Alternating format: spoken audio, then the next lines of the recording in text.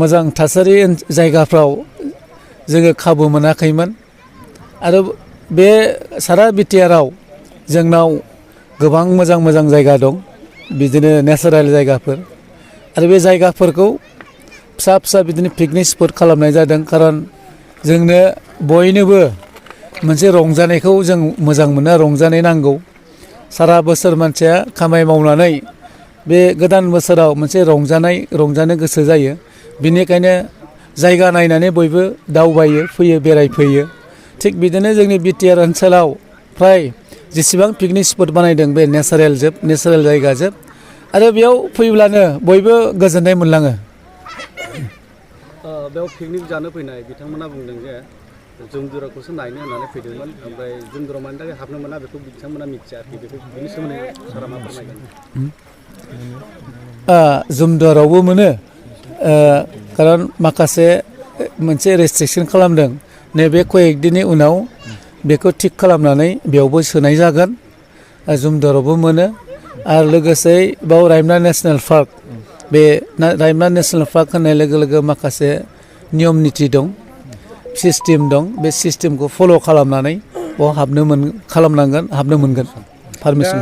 बावैसो सिगां भारत सरकार आरो आसाम सरकार आरो बिटिआर सरकारा जयै लोगो नांनानैहाय रायमना नेसनेल पार्कखौ फोसावनानै होबाय दा रायमना नेसनेल पार्कखौ डेभेलप खालामनो थाखाय बिटिआर सरकारनिफ्राय मा खामानि मावनो आखायाव लादों बियो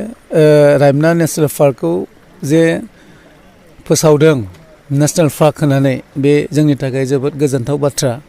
खारन बे नेसनेल पार्क फोसावनाय लोगो लोगोनो बाव जिब जुन्थुनि बाथ्रा फैदों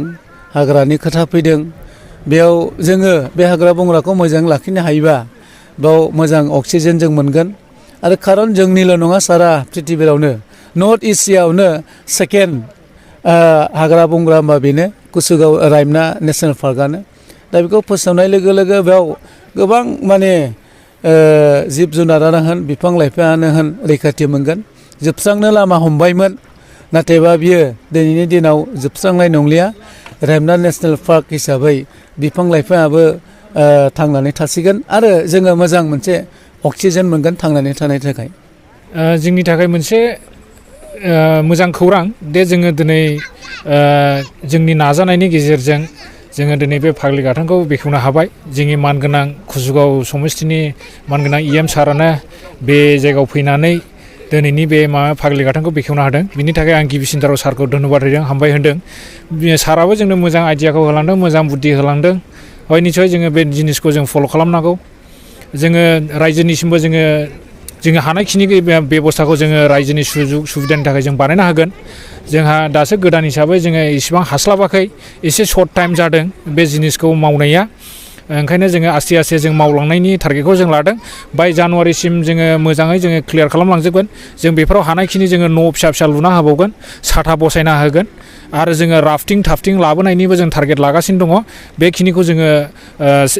सेस्था खालामगोन जोङो बाय जानुवारि दा आरो मा होनो ख्रिस्टमास खाथिखाय मानसिफ्राबो बारा सम मोना जानायखाय बेखिनियावनो जोङो जास्ट ओरैनो दा आबादाथ' मानसिफोर फैनायखौहाय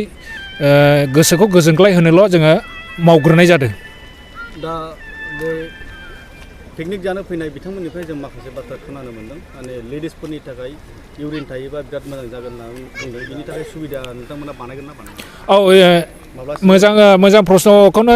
माबादों बिसोरो डिमान्ड खालामदों मोजां जिनिसखौनो डिमान्ड खालामदों जोंनो नांखागौ बे जिनिसखौबो जों बानायगोन माने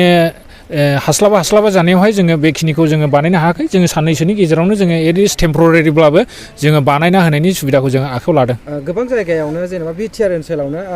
रायमना नेसनेल पार्कखौहाय मिथिनाय जायो बा जुमदुवार होननानै बयबो मिथिनाय जायो दा गोबां मानसिफोरा जुमदुवारखौहाय नायनो होननानै फैयो दा बिसोरनि थाखाय मा सुबिदाफोर होनाय जागोन जायफोरा जुमदुवार थांनो गोसो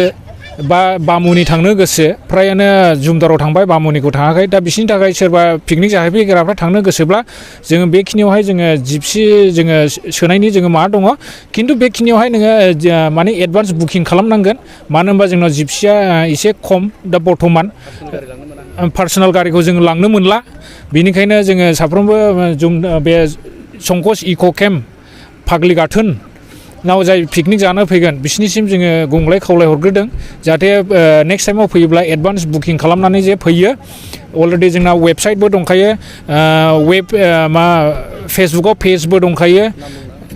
माने रायमना गल्डेन लांगुर इक' टुरिजमनि मुङावहायनो जोंहा मोनसे पेज दङ बे पेजाव नोङो बिथांमोना माबा खालामनो हागोन कन्टेक्ट खालामनो हागोन बा रायमना नेसनेल पार्क होननाय मोनसे पेज दङ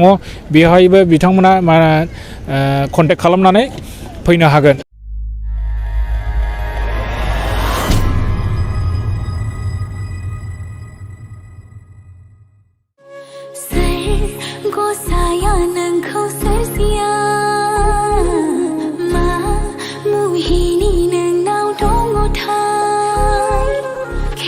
बर' एलबाम नायना मोजां मोनग्राफोरनि थाखाय गोजोनथाव खौरां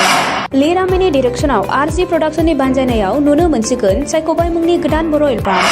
बे बर' एलबामाव फावखुंगुर महरै हिर'ग्राफा आरो राइबेल बाग्लारि गोदान जाखांफु फावखुंग्रि महरै नुनो मोनगोन निजोरा बर'खौ